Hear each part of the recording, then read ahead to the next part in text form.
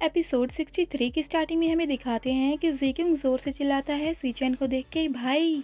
और फिर सीचैन के पास जाके बैठ जाता है और फिर से कहता है भाई। तो सीचैन ज़ीक्युंग से कहता है, तो सीचैन कहता है मैं ठीक हूँ, जल्दी से यहाँ से चलो।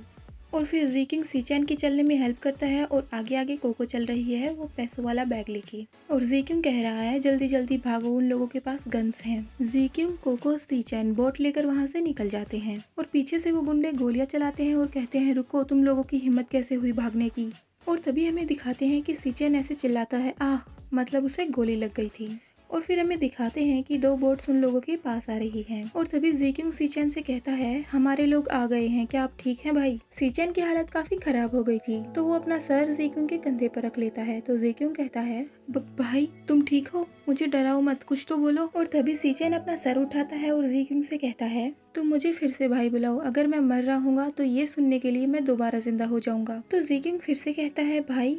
और तभी कोको कहती है ज़ीक्युंग, सीजोन घायल हो चुका है, इसे काफी गोलियां लगी हैं और इनका काफी खून बह रहा है। और इतना सुनते ही ज़ीक्युंग डर जाता है और कहता है भाई नहीं। उसके बाद हमें नेक्स्ट डे का सीन दिखाते हैं जहाँ पर ज़ीक्युंग हॉस्पिटल में होता है और उससे काफी लोग मिलने आए थे। और तभी मिस्टर बेमिंग की बहन दाई दाई कोको से कहती है तुम यहाँ पर क्या कर रही हो। दाई दाई कोको को वहाँ देखकर बिल्कुल भी खुश नहीं थी और सोच रही है इस लड़की को बिल्कुल भी शर्म नहीं है, इसके लिए बेमिंग ये काफी नहीं थे जो ये यहाँ भी आ गई ज़ीक्युंग को बहलाने। तो कोको कहती है मैं और ज़ीक्युंग दोस्त हैं। और तभी डोंग फेंगशेंग कोको से कहता है देखो उसे डर है कि उसकी खूबसूरती बर्बाद हो गई है। कोको चलो मेरे साथ आओ, मैं तुम्हारी पुरानी सुंदरता लाने के लिए तुम्हारे पुराने आदमी के पास ले चलता हूँ। और फिर कहता है तुम्हें इसके बारे में कैसा लगा, इसके बारे में सोचो जरा। मतलब वो मिस्टर बीमिंगे की बात कर रहा था। और तभी कोको डोंग फेंगशेंग को घूर रही थी और सोच रही थी इन लोगों की सोच कितनी गंदी है, ये भी नहीं देख रहे कि यहाँ एक बच्चा है। और तभी ज़ीक्युंग उठता है और कहता है निकल जाओ यहाँ से।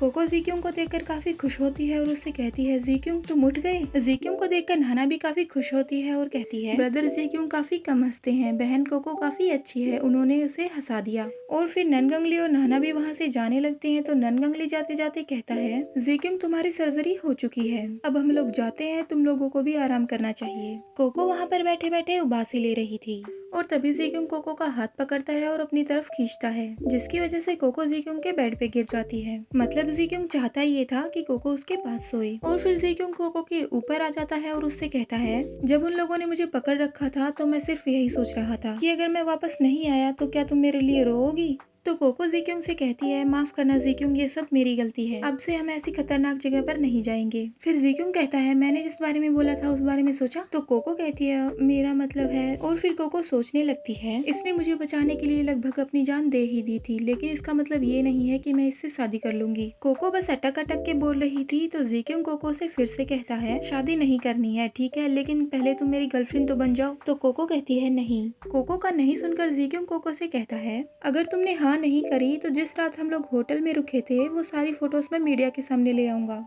तो कोको ये बात सुन के डर जाती है और सोचने लगती है मुझे उम्मीद नहीं थी कि वो इन फोटोज का ऐसे भी यूज कर सकता है, ये मुझसे प्यार करता है या फिर मैंने मना कर दिया इसलिए खुश नहीं है। फिर ज़ीक्युंग अपनी जेब से फोन निकालने लगता है और कहता है मैं 3 तक गिनूंगा, अगर तुमने हाँ नहीं बोला तो मैं अभी के अभी उन फोटोज को मीडिया को भेजने को बोलूंगा। तो कोको कहती है रुको रुको, मेरी हाँ है, मेरी हाँ है। और फिर कोको सोचती है अगर ये बात फैल गई तो मैं स्कूल भी नहीं जा पाऊंगी। उसके बाद ज़ीक्युंग कोको से चिपक जाता है और कहता है लगता है तुम भी मेरी बात समझ रही हो। और फिर सोचने लगता है ये लड़की सच में बेवकूफ है, जो भी रियल फोटो थी वो सिचुओ ने पहले ही जला दी, मेरे पास तो कोई फोटो है भी नहीं। मतलब ज़ीक्युंग कोको से हाँ करवाने के लिए उसे झूठ मूठ का ही डरा रहा था। और तभी मेड एकदम से दरवाजा खोलती है और कहती है ज़ीक्युंग डॉक्टर तुम्हें देखने आए हैं। और फिर वो मेड ऐसे करती है हम लोग बाद में आएंगे, आप लोग लगे रहो। कोको को ये सब देखकर शर्म आ रही थी तो वो ज़ीक्युंग से कहती है खड़े हो जाओ। और ज़ीक्युंग कहता है उन लोगों को वेट करने दो, मैं अपनी गर्लफ्रेंड के साथ आराम करना चाहता हूँ। और कोको को टाइटली पकड़ के उससे चिपका रहता है। ज़ीक्युंग कोको की सुन नहीं रहा था तो कोको ज़ीक्युंग को एक लात मारती है,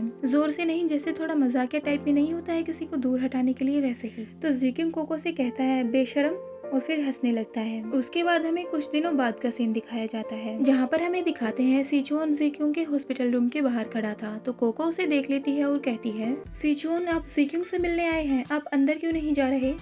और तभी सिचुअन कोको को देखकर कहता है कोको तुम यहाँ। फिर कोको सिचुअन के पास आती है और उसे बताती है कुछ दिनों से ज़ीक्युंग आपसे चिप चिप कर मिलने आता है और उसे इस चीज से बड़ी खुशी होती है। तो सिचुअन कहता है हाँ मैं जानता हूँ।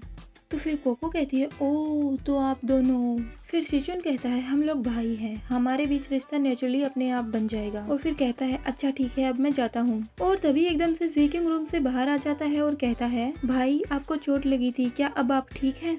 फिर सीचुन जी क्योंग से कहता है मैं ठीक हूँ, तुम ठीक हो क्या, तुम्हें अभी भी दर्द है? और फिर तभी कोको मुस्कुराती है और कहती है अगर परिवार को पता चलेगा कि आप दोनों के बीच सब कुछ ठीक हो गया है तो वो काफी खुश होंगे। और फिर सीचुन जी क्योंग से कहता है जी क्योंग तुम्हें काफी अच्छी गर्लफ्रेंड मिली है, हमारे माँ बाप भी इसे काफी पसंद करते हैं। और फिर जी क्योंग कोको के सर पे हाथ रखता है और कहता है आपने सही कहा।